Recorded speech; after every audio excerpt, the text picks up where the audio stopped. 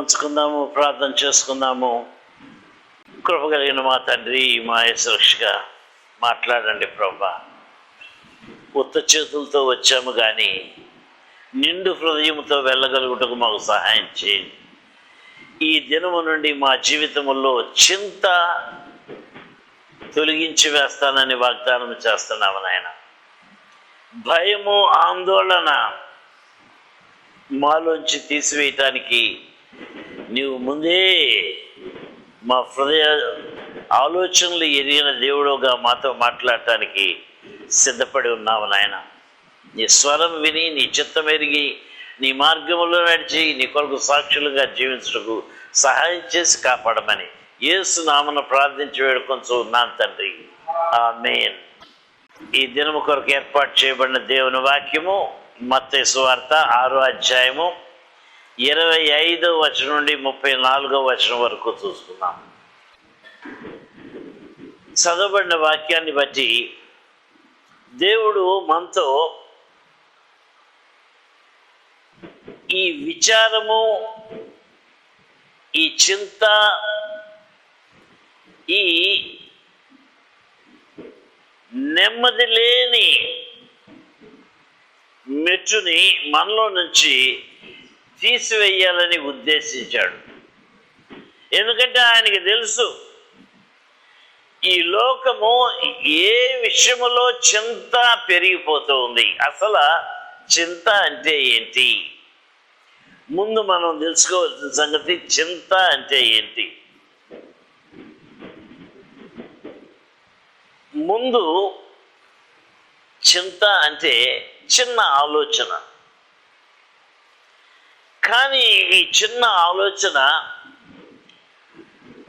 రాను రాను ఒక సమస్యగా మారిపోతుంది. ఆలోచన సమస్యగా ఎప్పుడు మారిందో అప్పుడు చింత ఆరంభమవుతుంది. ఆలోచించడంలో తప్పలేదు,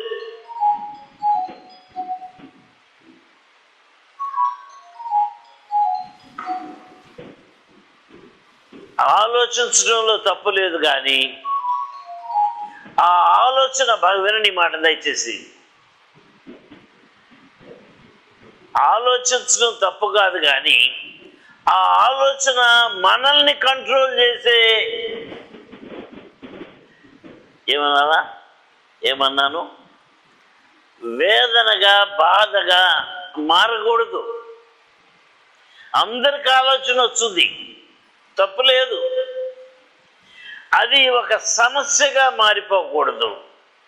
ఊరక దాని గురించే ఆలోచన. నిద్ర లేదు, నెమ్మది లేదు, సంతోషం లేదు, ఆరోగ్యం లేదు, ఏదో లోకంలో బ్రతుకుతూ ఉన్నట్లుగా బ్రతకటము మనకి మంచిది కాదు. దేవుడు దాని విషయంలో ఏమి ఆలోచిస్తూ ఉన్నాడో అది ఈ దినాన మనతో మాట్లాడబోతూ ఉన్నాడు. చిన్నగా సమస్య పెరిగిపోయి చింతగా మారటము ఆయనకి ఇష్టములా. అందుకనే 25వ వచనం, 31వ వచనం, 34వ వచనంలో 3 సార్లు వరుసగా చింతింపకుడి, చింతింపకుడి అని వాక్యం ఏం చెప్తుంది? వాక్యాన్ని ఏ విధంగా మనం తీసుకోవాలి? ఆజ్ఞగా తీసుకోవాలి, దేవుని ఆజ్ఞగా తీసుకోవాలి. ఇప్పుడు చెప్పండి, దేవుని ఆజ్ఞను మీరితే ఆజ్ఞాతిక్రమమే. కాబట్టి చింతించటము అంటే పాపం చేస్తున్నామన్నమాట. మనం ఏమనుకుంటామంటే ఇది సాధారణమైన విషయం కదండి, సహజంగా మనం చేసే పని అదే కదండి. నో, దేవునికి ఆ ఉద్దేశం లేదు నీ పట్ల. దేవునికి నీ పట్ల ఉన్న ఉద్దేశము నా వైపు చూడు, నా వైపు చూడు, నేను ఎవరినో నీవు తెలుసుకో, ఇవన్నీ మీకు కావాలని చెప్పండి. మీ పరలోకపు తండ్రికి తెలియను. చూడండి ఏమైపోయిందో పరిస్థితి. తండ్రిగా మారాడు. ఇప్పుడు మీకు తండ్రిగా ఉండాలని ఇష్టపడుతూ ఉన్నాడు. అటువంటి తండ్రిని వదిలిపెట్టి సొంతగా చింతిస్తావా? అసలు తండ్రి అనేవాడు ఉంటే తప్పక అందరికి ఉన్నాడు ఒకప్పుడన్నా, ఇప్పుడు లేడేమో, కానీ అందరికీ తండ్రి అనేవాడు ఉన్నాడు. ఆ తండ్రి అనేవాడు ఉంటే మనం చింతిస్తామా? మధ్యాహ్నం భోజనం ఏముందో ఉంటుందా ఉండదా? స్కూల్ నుంచి ఇంటికి వెళ్తా చింతిస్తారు ఎవరన్నా? నా కొడుకు వస్తున్నాడని అమ్మ పూరీలు చేసి పెట్టుందో, ఏం చేసి పెట్టుందో, పురుగులు చేసి పెట్టుందో చింత ఉంటుందా పిల్లలకి? ఒక తండ్రి ఉన్న పిల్లలకి చింత ఉంటుందా? కాబట్టి మన జీవితంలో ఆయన చెప్తున్నాడు, మనం పాపం చేయొద్దు అంటున్నాడు. ఎందుకంటే మీకు ఏమి కావాలనో కొంచెం నేను మార్పు చేస్తాను. మీకు ఎప్పుడు ఏది ఎక్కడ కావాలనో అప్పుడు అది అందించడానికి తండ్రి సిద్ధంగా. పరీక్షలండి. మొన్నటి దిన ముత్యాలరెడ్డి నగర్లో ఒక సహోదరి సాక్ష్యం చెప్పింది. పిల్లోడు కాలేజీకి వెళ్ళాడంట.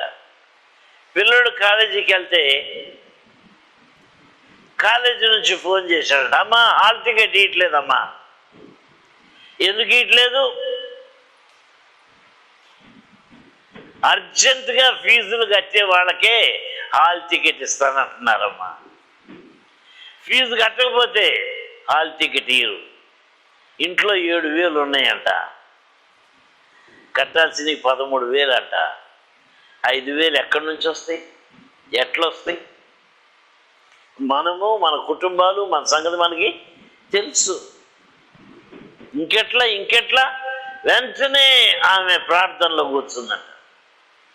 వాళ్ళ భర్తకి ఇన్ఫార్మ్ చేసి, ఇట్లంటాయా సంగతి, కాలేజీలో మీ గడుక్కి ఇంకా 5,000 కావాలంట, తీసుకెళ్ళి అని చెప్పి మోకరించిందంట. ఎట్లా ఇస్తావో ప్రభా, ఏం చేస్తావో ప్రభా? పిల్లోడికి హాల్ టికెట్ లేకపోతే పరీక్షలు ఆయన ఇరు, పరీక్ష రాకపోతే సంవత్సరం వేస్ట్ అయిపోద్ది. ప్రభా నీవే దిక్కు.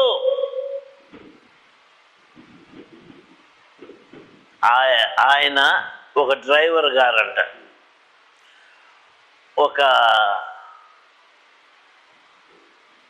ఒక ఆయనకి డ్రైవర్గా పనిచేస్తున్నాడు. ఆయన దగ్గరికి వెళ్ళి చేతులు కట్టుకొని నిలబడంట. ఏంటే వచ్చావు? ఆయన్ని బయటేమో సీను అంటారు, చర్చిలోనేమో ఆంధ్రేయ అంటారు. ఆయన వెళ్ళి నిలబడితే, ఏంటి సీను వచ్చావు, ఏంటి, ఏం కావాలి?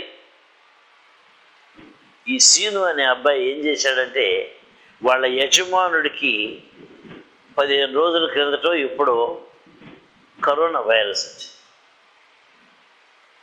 నన్ను అంటుకోబాక, నాకు దూరంగా ఉండు అంటున్నా, ఏం పర్లేదు సార్, దేవుడు ఉంటాడు చూసుకుంటాడని చెప్పి ఆయనకి సహాయం చేసి పక్కనే చేయబట్టుకొని నడిపించి కారులో కూర్చోబెట్టుకొని తిప్పి తన పనులు చేసుకున్నాడు.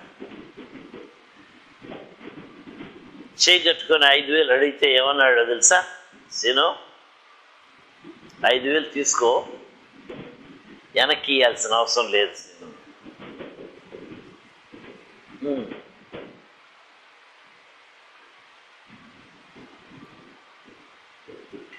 నీ తండ్రి ఎటువంటి వాడు నీకు తెలుసా? నీవు చింతిస్తున్నావంటే నీ తండ్రిని దుఃఖపరుస్తున్నావని నీకు తెలుసా? నా బిడ్డ చింతించుందేంటండి? నా బిడ్డ చింతించుందేంటి అని తండ్రి చింతిస్తున్నాడు. నీకు ఏమి కావాలో నీ పరలోకపు తండ్రికి తెలియను. ఇప్పుడు చింత విషయములో ఇంకొంచెం విపులీకరించడానికి, తేట తెల్లముగా మనకు తెలియపరచడానికి 25వ వచనంలో ఆరంభం ఎట్లా చేశాడు? అందువలన అంటే ఎందువలన. చింతించకుడి అనే మాట ఎందుకు మొదలుపెట్టాడు? ఒక అందుకు మొదలుపెట్టాడంట.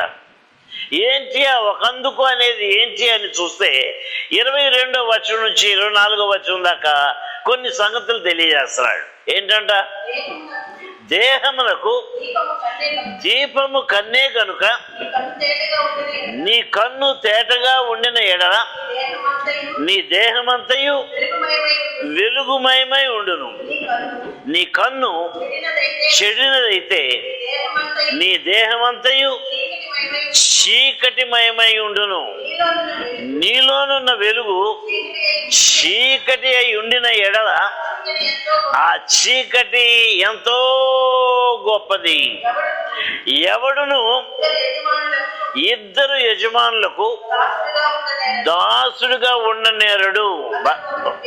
అతడు ఒకడు ద్వేషించి ఒకరిని ప్రేమించదు, లేకపోతే ఒకరిని పక్షముగా ఉండి ఒకరిని తృణీకరించును. మీరు దేవునికిని సిరికిని దాసులుగా ఉండనేరరు. మొట్టమొదట ఏమన్నాడు? దేహమునకు దీపము కన్నే గదా.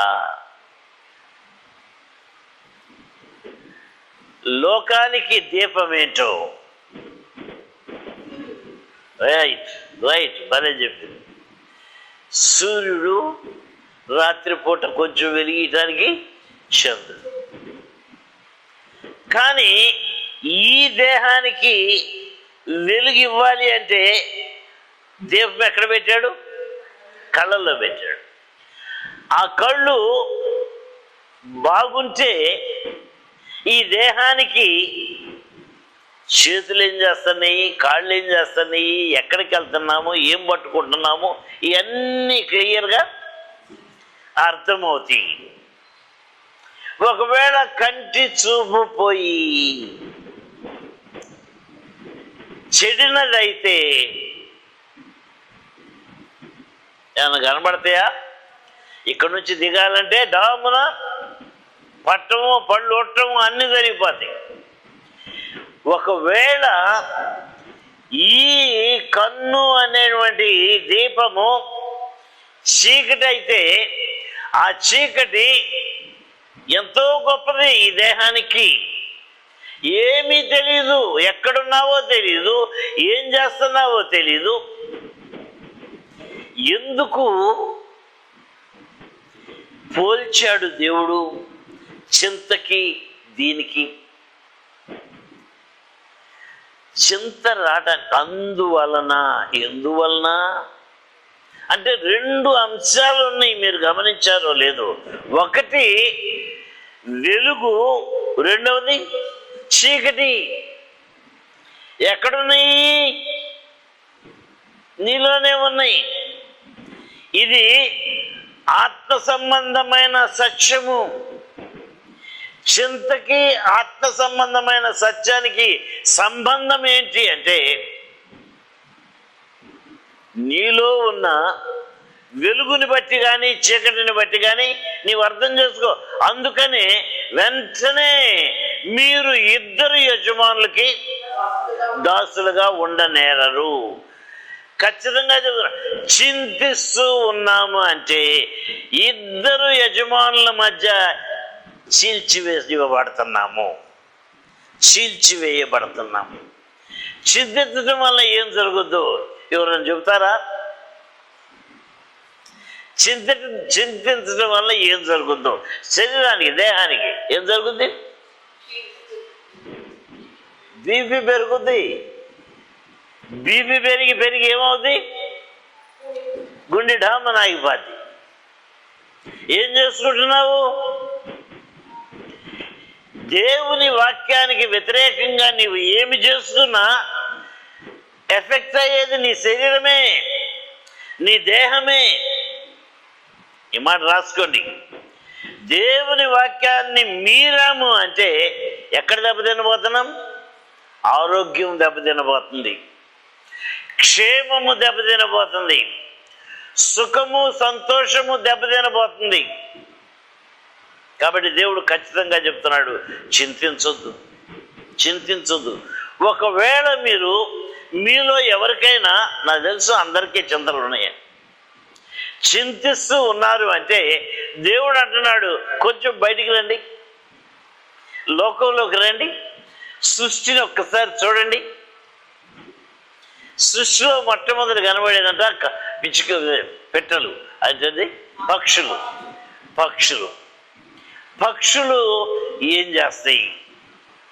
మీలో ఎవరైనా ఎప్పుడైనా పక్షులు కొమ్మ మీద కూర్చొని తల పైకెత్తి ఏయ్ ప్రభా, ఏయ్ పురుగేయ్ అని నోరు తెరిచి పైకి కళ్ళు ఎత్తి చూడటం చూసారా ఎప్పుడన్నా? ఏం చేస్తాయి చెప్పండి? పురుగుల కోసం ప్రయాణం సాగిస్తాయి. ఎందుకు సాగిస్తాయి? చూడండి, చిన్నగా వాక్యాన్ని ధ్యానించే కొలది మనము ఎంత అల్ప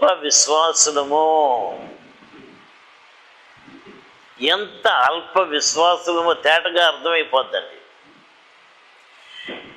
ఈ పక్షులకి తెలుసు, ఎక్కడో నా కొరకు ఆహారాన్ని ఆయన సిద్ధం చేశాడు. నేను ఎక్కడెక్కడికి వెళ్ళాలో అక్కడెక్కడికి వెళ్ళి ఆయన ఇచ్చే ఆహారాన్ని తింటాను, చింతపడను. రెక్కలు ఎందుకు ఇచ్చాడు? రెక్కలు ఇచ్చాడు కాబట్టి నేను ఎక్కడికన్నా ఎగిరిపోగలను. ఎక్కడ పురుగులు ఎక్కువ ఉన్నాయో నేను అక్కడ వెళ్ళగలను, దిగగలను. అక్కడ ఉన్న పురుగుల్ని నేను కడుపు నిండా బిర్యానీ తిన్నట్టుగా తినగలను. అంటే ఏమర్థం చేసుకోవాలి? నీకు ఈ లోకములో ఏదైనా అక్కరుంటం తప్పులేదు, ఆలోచన ఉండటం తప్పులేదు, ఆశ కలిగి ఉండటం తప్పులేదు. తప్పంతా ఎక్కడుంది? నాకు ఒక తండ్రి ఉన్నాడు, అవన్నీ నా కొరకు సిద్ధము. మరి ఇక్కడ కొంతమంది ఉన్నారో లేదో నాకు తెలియదు, కానీ నా సంగతి నేను చెప్తాను. ఇది ఈక్వల్ టు మీ సంగతి కూడా, మీలో కొంతమంది సంగతి. మా అమ్మ నాన్నోళ్ళు 4 అన్నదమ్ములకి 3 ఇళ్ళు సిద్ధం చేసి పెట్టారు. 4కి 3 ఎత్తి డాడీ అంకుల్ గారు అని మీరు అడుగుతారేమో. ఏం చేద్దాం, వాళ్ళు చేయగలిగింది అంతే, అది చేశారు, సిద్ధం చేశారు. ఇప్పుడు ఆలోచించండి, బిడ్డలు కష్టాల్లో పడ్డారు, అవసరాల్లో పడ్డారు. చుట్టూ చూశారు, ఏం కనబడుతుంది? మా దగ్గర ఏమీ లేదు అని అనగలరు ఆ బిడ్డలు? నీ అవసరానికి ముందే మీ పరలోకపు తండ్రి నీ కొరకు చెప్పండి నీ స్థలం ఏర్పాటు చేశాడు, ఇల్లు ఏర్పాటు చేశాడు. మన పరలోకపు తండ్రి ద్వారా ఇవి సమకూడినప్పుడు చింతిద్దామా? ఇప్పుడు తెలియకుండానే అవన్నీ సిద్ధం చేసి ఉంచాడే. ఒక భార్యను సిద్ధం చేశాడే, ఒక భర్తను సిద్ధం చేశాడే, పిల్లల్ని సిద్ధం చేశాడే. ఎక్కడ ఏది ఎప్పుడు కావాలో అక్కడ అది ఆయన మీ కొరకు సిద్ధం చేసి ఉంచాడే. ఎప్పుడైనా ఎవరికైనా ఆయన మొండి చేయి చూపించాడా? ఎవరైనా భోజనం చేయక 3 రోజులు అయిందండి అనేవాళ్ళు ఉన్నారా? ఏ రోజు ఆహారం ఆ రోజు ఇస్తున్నాడే. ఇంకో మాట అంటున్నాడు, సొలొమోను కోటీశ్వరుడు తెలుసా మీకు? ఎటువంటి బట్టలు కావాలంటే అటువంటి బట్టలు వేసుకోగలడు. కానీ సొలొమోనుకి వెళ్ళి చూడబాక. మీరు ఎటు చూడాలి? పువ్వులకి వెళ్ళి చూడండి. అవి ఎంత వైభవముగా ఉంటాయో, ఎంత మనం వేసుకునే బట్టల్లో ఆ డెలికేట్గా ఉండే పరిస్థితి రాలా. ఇంకా ఆ టెక్నాలజీ అంతా ఇంకా పెరగల. ఏదో ఏమంటే ఏదో బాంబే సిల్కో అట్లాంటివి చూసి బాగుంది సిల్కుగా అంటాం. కానీ దేవుడు పువ్వుల్ని చూడండి, వాటిలో ఉన్న వైభవము సొలొమోను తన ఆస్తి అంతా ఖర్చు పెట్టినా అటువంటి విధముగా తాను అలంకరించుకోబడలేదు.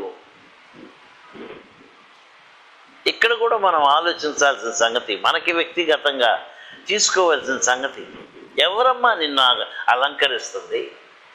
ఎవరయ్యా నిన్ను అలంకరిస్తుంది? నా దగ్గర డబ్బులున్నాయి, నేను కొన్నాను, బాగుంది. డబ్బులు ఎవరు ఇచ్చారు? నేను ఉద్యోగం చేస్తానండి. ఉద్యోగం ఇచ్చారండి. నేను చదివిన చదువుకి తగ్గ ఉద్యోగం నాకు దొరికిందండి. చాలామంది ఉన్నారండి అట్లాంటి ఉద్యోగాలు లేక అలమటించేవాడు. నీకే ఎందుకు ఇచ్చాడు? నీ సంగతి ఎప్పుడు ఏది ఎక్కడ కావాలో అది నాకు ముందే తెలుసు కాబట్టి ఏర్పాటు చేశాను. చూడండి, చింతించడము ఆయన ఏర్పాటు గమనిస్తున్నామా? గమనించాలి అంటున్నాడు. ఇంకో మాట 26వ వచనంలో ఇంకో మాట అంటున్నాడు. ఏమన్నాడు?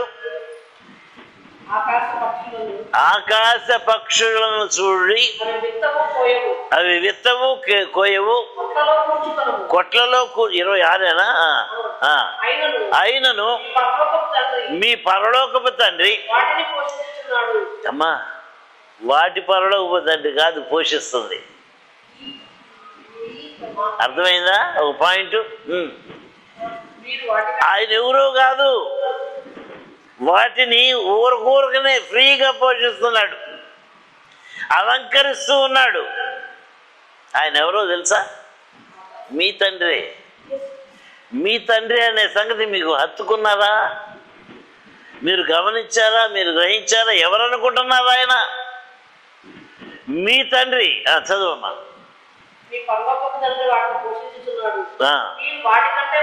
మీరు వాటికంటే బహుశ్రేష్ఠులు గారా?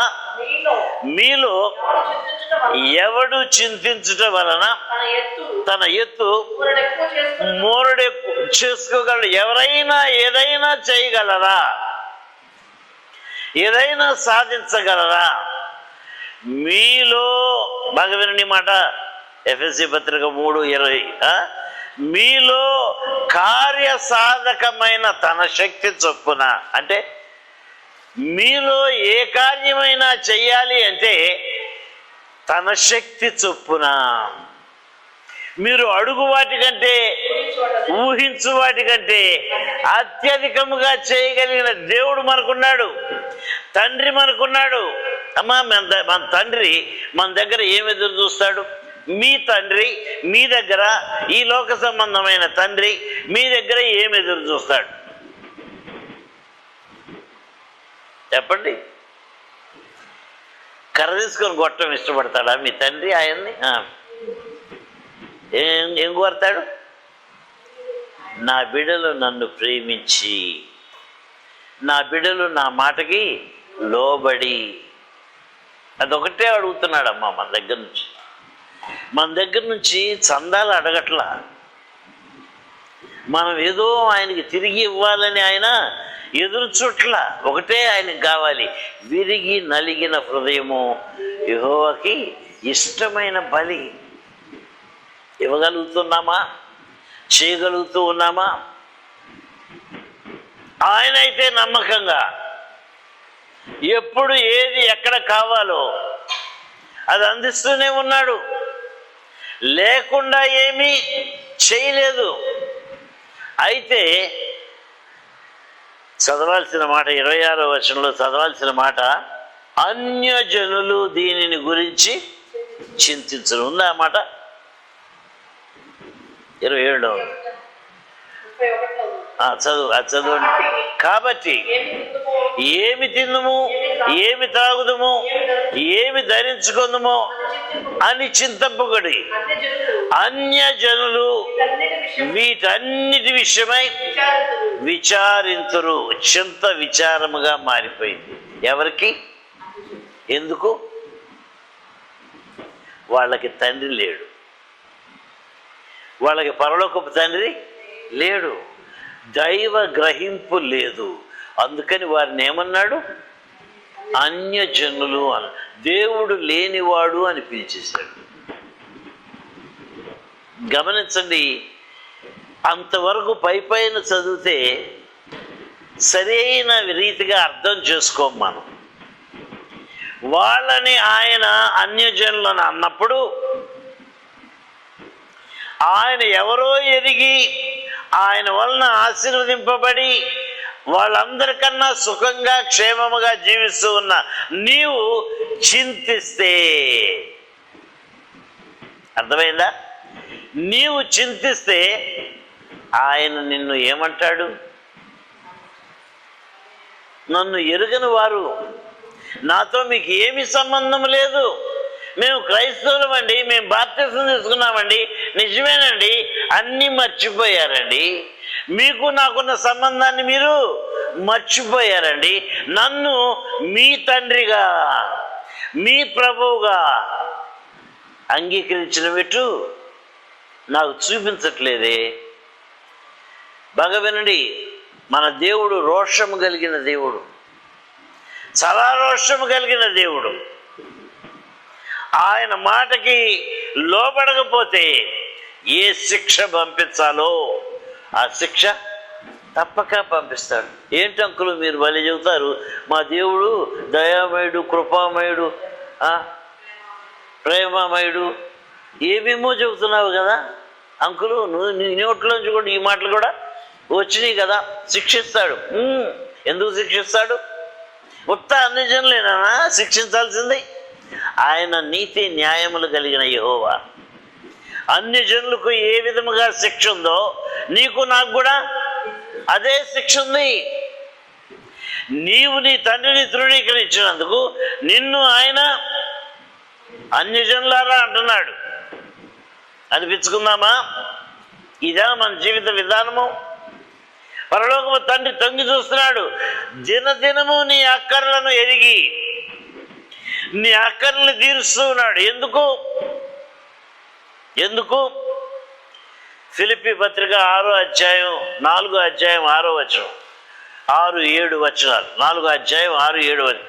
దేనిని గూర్చి చింతించుడు కానీ ప్రతి విషయములో ప్రార్థన విజ్ఞాపనములతో కృతజ్ఞతాపూర్వకముగా మీ విన్నపములు దేవునికి తెలియజేయడి. అప్పుడు సమస్త జ్ఞానమునికి మించిన దేవుని సమాధానము యేసుక్రీస్తు వలన మీ హృదయములకు మీ తలంపులకు కావలియుడును. వచ్చింది, చింతొచ్చింది. ఏమన్నాడు? చింతొచ్చింది. ఏమంటున్నాడు? ఎవరు చెప్తారా? దేనిని గురించి చింతించద్దు. ఎందుకు? ఏంటి ప్రభా దేని గురించి చింతించొద్దు అంటావు? మన అక్కరటు తీరుద్ది. మీ అక్కర తీరాలంటే ఏం చేయాలి తెలుసా? ప్రార్థన. బాగా విన్నారా ఈ మాట? ప్రార్థన. ఏదైనా ఆలోచన సమస్యగా, అక్కరగా, భారముగా, చింతగా మారిందో దాని అర్థం ఏంటి? పరిగెత్తుకుంటారండి. చింతపడబాకండి. దేన్ని కూర్చో చింతించు కానీ ప్రతి విషయములో, ఏ సమస్య అయినా సరే, ఎటువంటి సమస్య అయినా సరే, ప్రార్థన అది మీకు ఇన్విటేషన్ అండి. అది మీ పక్కింటోళ్ళు మీకు వెడ్డింగ్ కార్డు ఎందుకు ఇస్తారు? వెడ్డింగ్ కార్డు అంటే వివాహ పత్రిక ఎందుకు ఇస్తారు? కార్డు ఎందుకు ఇస్తారు? పెళ్ళికి రమ్మని, తప్పక రావాలండి అంటారా లేదా? దేవుడు కూడా ఒక ఆలోచన పెట్టి దాన్ని సమస్యగా చేసుకొని ఆ సమస్య చింతగా మారిపోయి నిద్ర లేదు, నెమ్మది లేదు, సంతోషం లేదు అంటున్నాడు. రామర్రా. ఏ తండ్రి నెట్టేస్తాడండి? ఏ తండ్రి అన్నా నెట్టేస్తాడా? మరి ఈ పరలోకపు తండ్రి దగ్గర ఎందుకు నెట్టివేయబడినట్లుగా నువ్వు అర్థం చేసుకొని ప్రార్థనకే రావు, ప్రార్థనే చేయవు, దేవుని పాదాలు పట్టుకొని అడగవు, నాకు ఇది కావాలా ప్రభా, దయచేయి ప్రభా, నీ మహిమార్థమై నేను దీన్ని వాడుకుంటాను ప్రభా. ఒకటి ఆలోచిస్తాడు కాబట్టి ఒకటి ఆలోచిస్తాడు దేవుడు. నీకు ఈ సంగతి కూడా చెప్పాలి. ఇల్లు ఇచ్చాడు అనుకో మీకు దేవుడు, ఇంట్లో ప్రార్థన చేస్తారా? ఇంట్లో కూటం పెట్టుకుంటారా? దేవుని బిడ్డల్ని పిలిచి సువార్త ప్రకటించి చుట్టుపక్కల సువార్త లేని వారికి అందించే మెట్టు మీకేమన్నా ఉందా? ఆయన ఇల్లు ఇచ్చేది అందుకనే. ఇస్తాడా? ఇయ్యలేదు అంటే అర్థం, ఇచ్చి తీసుకున్నాడంటే అర్థం. జాగ్రత్త.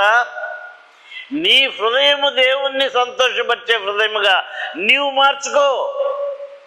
అప్పుడు అన్ని విషయాల్లో ఆయన నిన్ను సంతోషపరుస్తాడు, లోట్లు తీసివేస్తాడు. ఆయనకి అసాధ్యమైనది ఏమైనా ఉందా? మనకి తలంపు పుట్టక మునిపే ఆయన అన్ని ప్రణాళికలు వేసి ఉంచాడు. ఇప్పుడు ఒక్కొక్కటిగా అనుభవిస్తున్నాము, కానీ అసలైన వేరు మనకుంటే మన దేవుడు మన కొరకు ఏమేం చేశాడో, ఏమేం చేస్తున్నాడో ఎరిగి ఉంటాము. ఎరిగి ఉంటే చింత మానేస్తాము, చింతపడము. కాబట్టి అన్యజనులముగా అవటానికి ఆయన ఇష్టపడలేదు. ఇప్పుడు 33వ వచనం చూసుకుందాము. ఏమంటున్నాడు?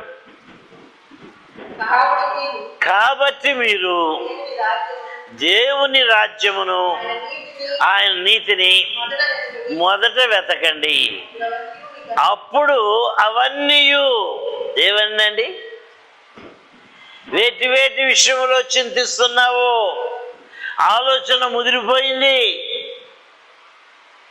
దుఃఖముగా, బాధగా, వ్యసనముగా మారిపోతుంది. ఏంటి ఆయన ఏమంటున్నాడు? మీరు మొట్టమొదట ఈ చింత పోవాలి అంటే మొట్టమొదట మీరు చేయాల్సిందేంటి? దేవుడు అన్నీ చేస్తాడు, కానీ ఒక్కటి మాత్రము చేయలేడు. సమస్తము చేయగలడు, కానీ ఒక్కటి మాత్రము చెయ్యలేడు. ఆయన రెండవ వానిగా పిలిపింపబడటం ఆయనకి ఇష్టం లేదు. నీవు ఆయన్ని కాకుండా పక్కింటోడి దగ్గరికి వెళ్ళి వడ్డీకి డబ్బులు తీసుకున్నా ఆయన ఒప్పుకుంటాడా? చెప్పండి. నన్ను వదిలిపెట్టి ఇంకొకటి దగ్గరికి వెళ్ళి అప్పు అడుగుతావా? ఇక్కడ ఆ పాయింట్ వచ్చేసింది. మీరు దేవునికిని సిరికిని ఎవరు ఇద్దరున్నారంటే మాత్రం చీల్చి పాడేశాడు. నీ జీవితాన్ని, నీ గుండెని, నీ తలంపుల్ని, నీ ఆశల్ని చీలిపోతాయి. ఎందుకంటే ఇద్దరు యజమానులు ఉండటానికి వీలు లేదంటున్నాడు ప్రభు.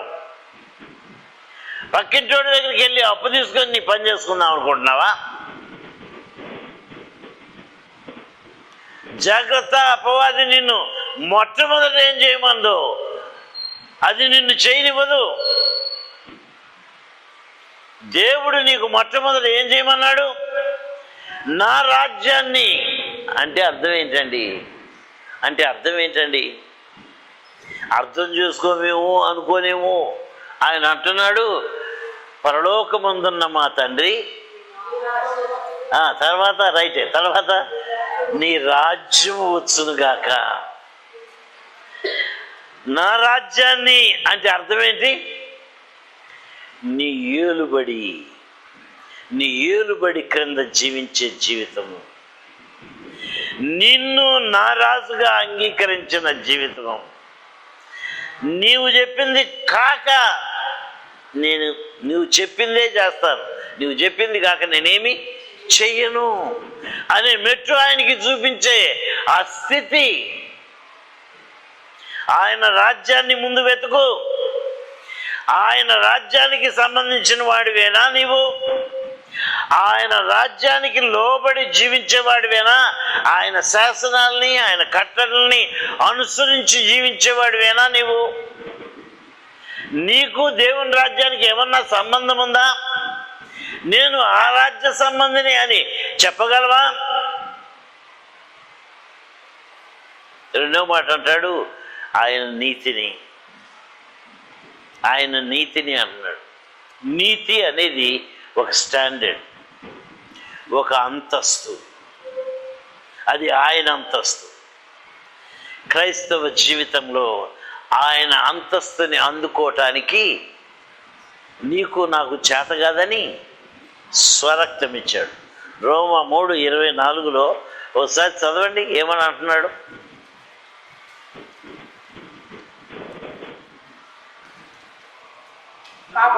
కాబట్టి నమ్మువారు ఆయన కృపచేతనే క్రీస్తు యేసు నందలి విమోచనము ద్వారా ఉచితముగా నీతిమంతులముగా తీర్చబడుచు ఉన్నాము. చూడండి, మనల్ని ఉచితముగా ఫ్రీగా నీ వలన ఏది జరగదని తెలిసి, నిన్ను నీవు నీతిమంతులుగా చేసుకోలేవని తెలిసి, నీలో అవినీతి అనేది ఏలుబడి చేస్తూ ఉందని తెలిసి కూడా ఆయన ఏం చేశాడు?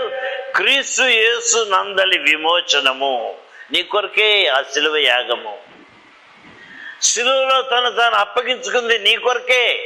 ప్రతి పాపము నుండి మనలను పవిత్రులుగా చేయటానికే ఆ శిలువలో ఆయన వేలాడి ఇప్పుడు అంటున్నాడు, ఆయన విమోచన యందు నమ్మిక ఉంచిన వారికి. ఆ విమోచనని నీవు అంగీకరిస్తే, నేను విమోచింపబడ్డాను కనుక అవినీతి నా జీవితంలో ఏలుబడి చేయనివ్వను అనే మెట్టులో ఆ స్టాండర్డ్లోకి నీ వస్తే, అప్పుడు ఆయన రాజ్యాన్ని, ఆయన నీతిని మొదట వెతికే వారముగా ఉంటాం. ఆ స్టాండర్డ్లో తక్కువగా అవటానికి వీళ్ళ. కాబట్టి క్రైస్తవ జీవితాన్ని దేవుడు ఏ విధముగా పోలుస్తూ ఉన్నాడు? నా రాజ్యాన్ని, నా నీతిని మీరు మొట్టమొదట వెతకండి. విచారంలో ఉన్నారు కదా, ముందేం చేయాలి? నా పాదాల దగ్గరికి రండి. అదొక ఇన్విటేషన్ అని చెప్పానుగా, రండి. వచ్చేం చేయాలి? బాగా వినండి, ఇందాక చెప్పిన ఇన్విటేషన్ గురించి మాట్లాడుతున్నాం. మళ్ళీ కృతజ్ఞతాపూర్వకంగా రండి, ఎట్టబడితే అట్ట రాబాకండి. ఏమండి, ఏమి లేదు ప్రభువా, నన్ను క్షమించు, నాకు ఏదన్నా ఈ ప్రభువా అంటానికి ఇక్కడ ఎవరన్నా అర్హత గలవారు ఉన్నారా? నాకేమి లేదు ప్రభువా, దరిద్రుని ప్రభువా, నాకు ఈ ప్రభువా అనేవాళ్ళు ఎవరన్నా ఉన్నారా? బాగా వినండి, నీ మనస్సులో నీవు దరిద్రతను అనుభవిస్తే అప్పుడు నీవు దరిద్రుడు అయ్యావు, అవుతావు కూడా. దేవుని సన్నిధిలో ఎప్పుడు నిన్ను దరిద్రుడుగా ఆయన ఎంచలేదు, ఎంచడు కూడా. గమనించండి, ఎక్కడుంది ఈ చెదైన వేరు? ఎక్కడుంది? మనలో ఉంది. ఆ విధమైన తలంపు లేదు. ఆయన ఒకవేళ నిజముగా ఈరోజు నువ్వు బువ్వ తినకపోతే సాయంత్రానికల్లా బువ్వ ఎట్లా సప్లై చేయాలో ఆయన ప్లాను సిద్ధం చేసి ఉంచాడు. మధ్యాహ్నం మిస్ అవ్వగానే ఆయన బిజీ అయిపోయాడు. ఆయన ఏదో ఒకటి నీ కొరకు సిద్ధం చేయడానికి సిద్ధపడిపోయి ఉన్నాడు. ఈ మాటలు మనం నమ్మగలిగితే చింతలు రావు, చింతలు ఏలుబడి చేయవు. మొట్టమొదట నా రాజ్యాన్ని, నా నీతిని మీరు వెతుకుతూ ఉంటే మీ జీవితంలో అక్కర అనేది బయటికి వెళ్ళిపోద్ది, లోటు అనేది, వ్యర్థమైన ఆలోచనలు అనేవి వెళ్ళిపోతాయి. నన్ను గురించి మీరు మొట్టమొదట నా రాజ్యాన్ని, నా నీతిని మీరు మొట్టమొదట పెట్టండి, అప్పుడు అవన్నీ. ఇంకో మాట, కోరిక కలుగజేసే దేవుడు కోరిక తప్పక తీరుస్తానని కూడా వాగ్దానం చేశాడు. చింత పెంచుకొని దేవునికి ఏమన్నా శత్రువు కావద్దు చెప్పానా? ఆయన రోషం కలిగిన దేవుడు, ఒప్పుకోడు. చింత తీసేయి, అప్పుడు నీ మనోవాంఛలు తీరుస్తాడు, నీ ఆశలు నెరవేరుస్తాడు. ఆ మెట్టుకి మనల్ని రమ్మంటున్నాడు. చివరికి 34వ వచనం చూసుకో.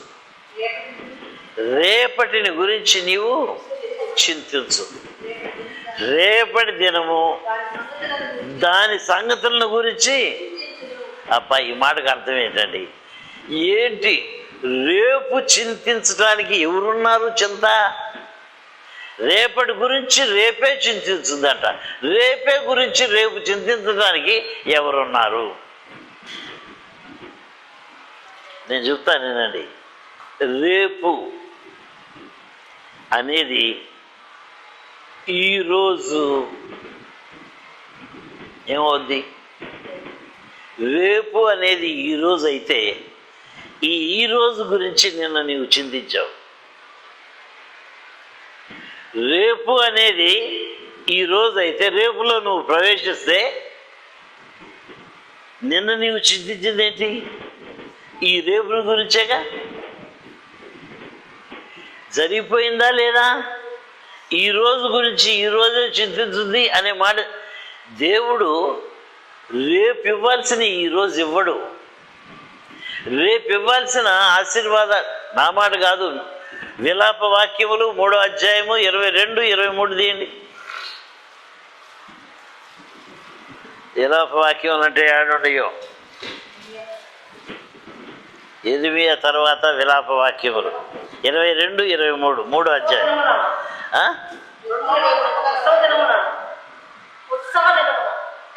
22 3:22. ఆయన వాత్సల్యత ఎడతెగక నిలుచును కనుక మనము నిర్మూలము కాకున్నాము. 22, 23 చదివినట్టు ఉండవే. అనుదినము అది అనుదినము నూతనముగా ఆయనకు ఏ రోజు వాత్సల్యత ఆ రోజే నీ మీద ఆయనకి పుట్టుకొచ్చుంది. అందుకని మనము నిర్మూలము కాకుండా ఉన్నాము. ఏ దినాన్ని అక్కర ఆ దినానికి ఆయన మనకి ఇస్తాడు. రేపటిది సప్లై చేయడు ఈరోజు. ఎందుకో మీరే చెప్పండి. ఏమన్నా అర్థం చేసుకున్నారు లేదు ఎంత వాక్యం చెప్పారు? ఎందుకంటే మీరు మొట్టమొదట చేయాల్సింది చేస్తే అప్పుడు ఆ అక్కర తీర్చదు. మీరు మొట్టమొదట ఆ ఇన్విటేషను, ఆ ఆహ్వాన పత్రికను అంగీకరించి వెళ్ళి ఆయన పాదాల దగ్గర కనబెడితే తీరుస్తాడు. నిజంగా మన ఆలోచనలో కొరత పడ్డాం. ఇప్పటిదాకా అనుభవిస్తున్నాము కానీ రేపటి గురించి చింతించడం మానట్లు. అదొక జబ్బు అయిపోయిందండి మనకి. అందుకనే బీపీ మాత్రలు వేసుకునేది. అదొక జబ్బు అయిపోయింది మనకి. ఏంటమ్మా నీ జబ్బు? అబ్బే రాత్రి నిద్ర కూడా పట్టట్లేదండి. రాత్రి నిద్ర పట్టడం కాదు జబ్బు. నెమ్మది లేదండి, నెమ్మది లేకపోవడం కాదు జబ్బు. ఏదో తలనాదుగా ఉందండి, అది కాదు జబ్బు. జబ్బు ఏంటండి?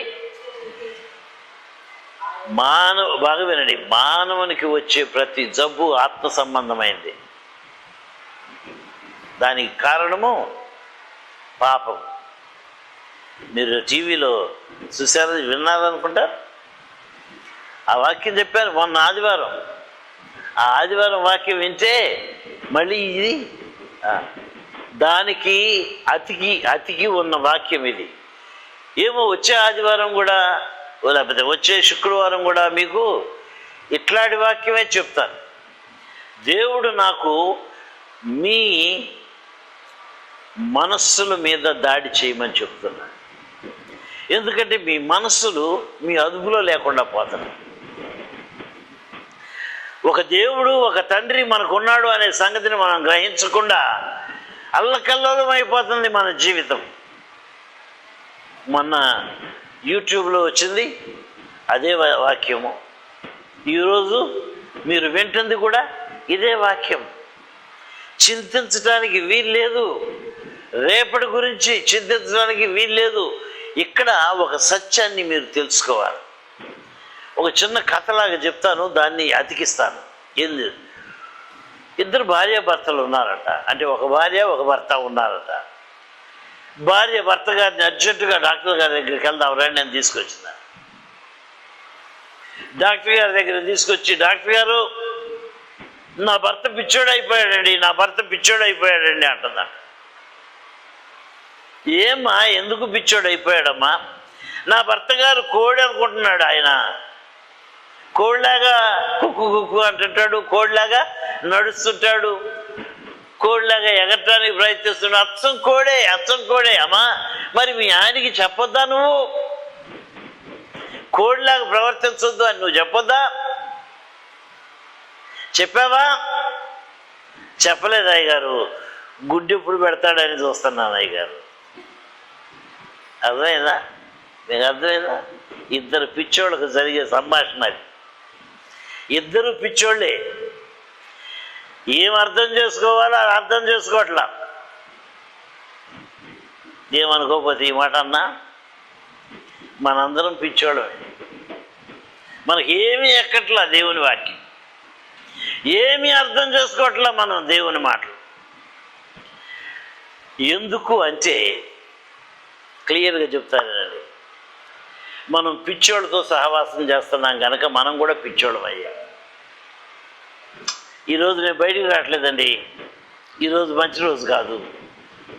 ఎవరితో నువ్వు అంటున్నావు? మీరేంటి గుడి వైపు మెట్లు కట్టించారు? ఎవరు అంటున్నారు? మనమే చర్చికి వచ్చే పెద్ద మనుషులు. ఈరోజు మంచిది కాదని నేను చెబుతానే ఉన్నాను, నువ్వు బయటికి వెళ్ళావు, యాక్సిడెంట్ అయ్యింది. నిజమా? ఏంటండి, మనం ఎవరు అండి? మనం పిచ్చోళ్ళం అండి. ఎందుకు పిచ్చోళ్ళతో సాంగత్యం చేస్తున్నాం? అదే బాగా వినండి, దుఃఖము, భయము, చింత, వేదన అనేది నీలోంచి దూరంగా వెళ్ళిపోవాలి అంటే దేవుని బిడ్డలతో సహవాసం చేయటం నేర్చుకోండి. ఒకళ్ళు ఒకవేళ తక్కువ పడినా రెండో వాడు పైకి లేపుకుంటాడు. వాక్యం ఎత్తి చెప్పి అది కాదు మనం చేయాల్సింది అని చెప్పగలుగుతాడు. కాబట్టి లోకస్తులతో సంబంధం పెంచుకోబాకండి. ఎందుకంటే లోకస్తులు మిమ్మల్ని దేవుని నుండి దూరంగా తీసుకెళ్ళిపోతారు. ఎందుకంటే వారికి పిచ్చి మాటలు, పిచ్చి తలంపులు. ఎందుకు? వాడు దేవుడే పిచ్చోడు, వాళ్ళ పద్ధతులే పిచ్చి. కాబట్టి క్రైస్తవ జీవితము ఎట్లా మనము జీవించాలి? దేవుని బిడ్డల సహవాసములో జీవించాలి.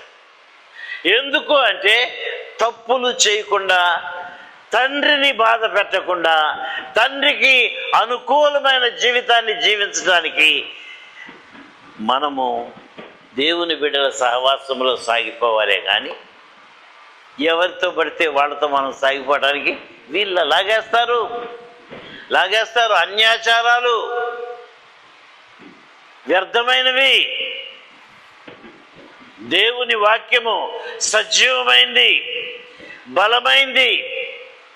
ఆ వాక్యమే ప్రతి పాతకాలంలో నెరవేరింది. మా తాతకాలంలో, వాళ్ళ తాతకాలంలో, ఇప్పుడు నెరవేరుతుంది, రేపు నెరవేరేది కూడా ఈ వాక్యమే.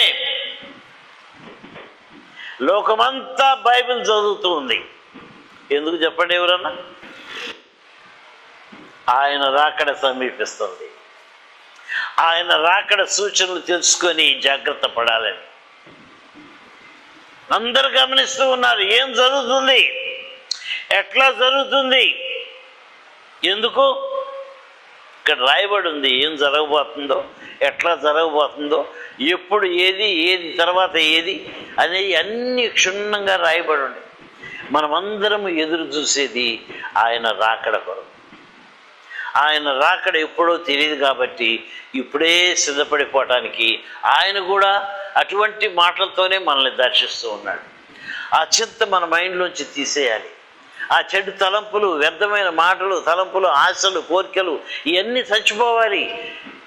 ఆయన్ని మన హృదయంలోకి ఎక్కించుకోవాలి. ఆయన మాటల్ని మన తలంపుల్లోకి ఎక్కించుకోవాలి. ఆయనతో నిత్యము సహవాసం చేస్తూ మన జీవితాన్ని కొనసాగించాలి. మన జీవితాన్ని ఎట్లా కొనసాగిస్తున్నాము?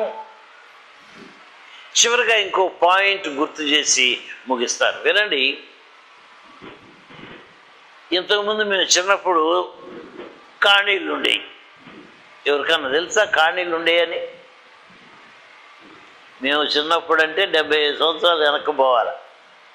సరే 60 సంవత్సరాలు వెనక్కన్నా పోవాలంటే ఏరి 30లు 40లు 50లు ఆగిపోయి ఉంటారు. కాణీలు ఉండేవి. చిల్లి కాణి అనేది, పెద్ద కాణి అనేది ఉండేది, తెలుసా? అది లోకపరమైన కాణి.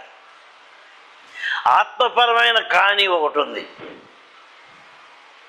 ఆ కాణి అంటే అర్థం ఏంటంటే అయితే. కాణి అనే మాటకి అర్థం ఏంటి? అయితే. ఈ కాణిని మనం ఏ విధముగా వినియోగిస్తున్నామో అదే మన జీవితంలో దేవుని కృపను పొందటానికి ఆస్కారం అవుతుంది. దేవుని కృప నుండి తొలగిపోవటానికి కూడా ఆస్కారం అయ్యేది కాణి. ఆ కాణిని నీవు ఎక్కడ పెడతావో అక్కడ దేవుడు నిన్ను పరిశీలించి నిన్ను తూకం వేసి ఆయన రాజ్య సంబంధివా కాదా తేల్చేస్తాడు. ఉదాహరణకి మీకు అర్థం కావటానికి మనం ఏమంటామంటే, నేను దేవుణ్ణి నమ్ముతున్నానండి, కానీ ఎక్కడికి వచ్చింది? దేవుణ్ణి నమ్మిన తర్వాత వచ్చింది. కానీ నేను ఎన్ని కష్టాల్లో ఉన్నానో మీకేం తెలుసు? నా బాధలు, నా శ్రమలు మీకేం తెలుసు? అది మొదటి కానీ. రెండో కానీ, నేను దేవుణ్ణి చాలా ప్రేమిస్తున్నానండి. ఏమండి అందరూ అనే మాటేనా కాదా? అందరూ అనే మాట కాదా? నేను దేవుణ్ణి చాలా ప్రేమిస్తున్నానండి, కానీ వచ్చింది, అక్కడికి వచ్చింది. కానీ ఈ అద్దెలు ఎవరు కట్టాలండి? ఈ బిల్లులు ఎవరు పే చేయాలండి? ఇది ఎట్టండి?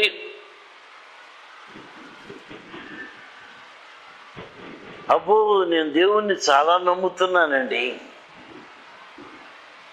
కానీ ఇక నేను భరించలేనండి ఈ శ్రమలు, ఇక నేను తట్టుకోలేనండి ఈ శ్రమలు. కానీ నేను ఎక్కడ పెడుతున్నావు? నీ మనసులో మాటకి కానీ చేరిస్తే చాలదు. ఏం చేయాలో చూసారా? నేను చెప్తాను ఏం చేయాలో చెప్తానండి. చాలా కష్టాల్లో ఉన్నాను, చాలా ఇరుకుల్లో ఉన్నాను, చాలా ఇబ్బందుల్లో ఉన్నాను, కానీ నా దేవుడు నువ్వు అడిగిన వాటికంటే, నువ్వు ఊహించిన వాటికంటే నేను అత్యధికంగా నీకు సహాయం చేస్తాను. కానీ ఎక్కడికి వచ్చింది ఇప్పుడు?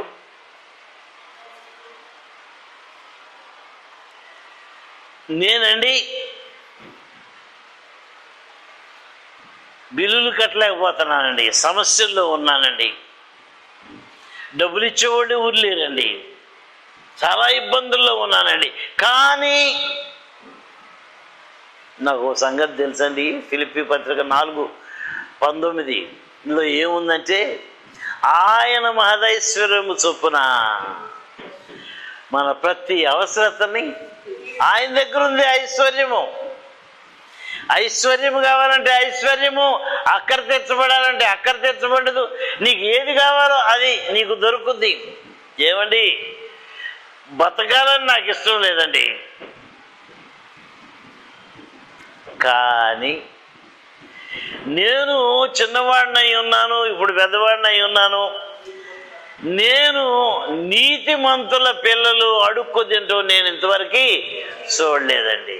అంటే అర్థం ఏంటంటే అమ్మా, కొటేషన్లు కావాలంటే ఫిలిప్పీ పత్రిక 4:19, ఎఫ్ఎస్సి 3:20, ఇప్పుడు 37-25 కీర్తనలు. కాబట్టి ఈ విధముగా దేవుడు మన జీవితాల్లో కాణీని సరిగా ఉపయోగించండి. అనుమానం తీసేయండి, భయం తీసేయండి, నేనున్నానని నమ్మండి. రెండో మాట మీరు మర్చిపోండి. ఏం జరుగుద్దో అనే చింత మీరు తీసివేసుకోండి. నేనున్నాను. బైబిల్లో వాక్యంలో నన్ను నేను మీకు తెలియపరచుకుంటున్నాను అంటే ఏదో ఊహాలోకంలో తెలియపరచుకోవడం కాదు, అనుభవపూర్వకముగా తెలియపరచుకుంటున్నాను. మీ అక్కర్లు ఎప్పటివి ఎట్లా తీర్చుకోవాలో అట్లా నేను తీర్చి మీకు చూపిస్తున్నాను. దాపరికమేమి లేదు నా దగ్గర, మీ దగ్గరే ఉంది దొంగ బుద్ధి. నమ్మాలంటే నమ్మండి, నమ్మిన వానికే కృప దొరుకుతుంది. దేవుని కృప ఎవరికి దొరుకుతుంది? నీవు నమ్మినట్లుగా అయితే నీవు దేవుని మహిమను చూస్తావు. దేవుడు తన మహిమను మన ద్వారా లోకానికి నేను ప్రభువుని నమ్ముకున్నాను, నా పట్ల ఆయన గొప్ప కార్యాలు చేసి చెప్పాలి, చూపించాలి అని ఆయన ఎదురు చూస్తూ ఉన్నాడు. ఏది కానీ అడ్డం పడ్డది మనకి, అన్నీ మన సొంత ఇష్టాలే కానీ అనేది వచ్చిరుక్కుంటుంది మధ్యలో. ఎంత మటుకు ఆయన్ని మనం నమ్మిన వారముగా బ్రతుకుతూ ఉన్నాం. తల్ల వంచుకుందాము, ప్రార్థన చేసుకుందాం. ప్రభు మన జీవితంలో చింత తీసివేయాలని కోరుతూ ఉన్నాడు. నీవు చింతించుతూ ఉన్నామనే సంగతి ఆయనకి బాగా తెలుసు. కాబట్టి ఆయన నీతో చింత తీసివేసుకుందామని చెప్తూ ఉన్నాడు. నువ్వు చింతించావు అంటే నీవు పాపం చేస్తూ ఉన్నట్లే. నీవు చింతిస్తూ ఉన్నావు అంటే నీవు పాపం చేస్తూ ఉన్నట్లే. పాపం చేయబాక, దేవునికి రోషం పుట్టించబాక, కోపము రేపబాక, నిన్ను నీవు తగ్గించుకో. అన్నీ ఆయన చూసుకుంటాడండి. నేను చేయవలసింది నేను చేస్తాను. కొమ్మ మీద నోరు తెరిచి కూర్చున్న పక్షిలాగా నేను ఉండను. నేను చేయాల్సింది చేసి ప్రభు దగ్గర ఈ కృపను నేను అందుకుంటాను, పొందుకుంటాను. ప్రార్థన చేసుకుందాము. అత్యంత కృప కలిగిన మా ప్రియ పరలోకపు తండ్రి, మాతో మాట్లాడుతున్నావు నాయన. మా జీవితాల్ని పరిశీలిస్తూ ఉన్నావు, పరీక్షిస్తూ ఉన్నావు, పరిశోధిస్తూ ఉన్నావు మా ప్రభా. ఎందుకంటే నీకు ఆయాసకరమైనది మాలో ఏమైనా ఉందేమో అని నీవు వెతుకుతూ ఉన్నావు నాయన. నిన్ను దుఃఖపరిచేది మాలో ఏమైనా ఏలుబడి చేస్తూ ఉందేమో అని పరీక్షిస్తూ ఉన్నావు నాయన. కాబట్టి ప్రభా, మా జీవితాన్ని ఈ దినాన నీ లేఖన భాగముల నుండి ప్రత్యేకమైన మాటలు ప్రభా, అనేక సార్లు ఈ వాక్యాన్ని ధ్యానించాము, కానీ ఇంత లోతుగా మేము అర్థం చేసుకోలేదు ప్రభా. బోధించావు, నీకు వందనాలు నాయన. నిన్ను మేము ఇక దుఃఖపడనివ్వము ప్రభా. మేము నిన్ను కాక వేరే వారిని ఆధారం చేసుకొని ఈ లోకంలో బ్రతకం ప్రభా. నీవే సమస్తాన్ని మేలుకరముగా సమాధానకరముగా సమకూర్చి పెట్టే దేవుడు ఆయన. ఆ కృపతో మమ్మల్ని ఆవరించి భద్రపరిచి బలపరిచి నడిపించి కాపాడమని యేసు పరిశుద్ధ నామమున మిక్కిలి వినయంతో ప్రార్థించి వేడుకొంచు ఉన్నాను తండ్రి. ఆమేన్. మన తండ్రి అయిన దేవుని ప్రేమ, కుమారుడైన యేసుక్రీస్తు ప్రభు యొక్క కృప, పరిశుద్ధాత్మ దేవుని సన్నిధి సహవాసందరికీ తోడైంది. లోతైన విశ్వాసంతో ప్రభువుని వెంబడించి ప్రభువుని మహింపరిచి మహిమ రాజ్య సంబంధముగా జీవించుటకు ఆత్మ మనందరినీ బలపరిచి స్థిరపరిచి నడిపించి కాపాడు.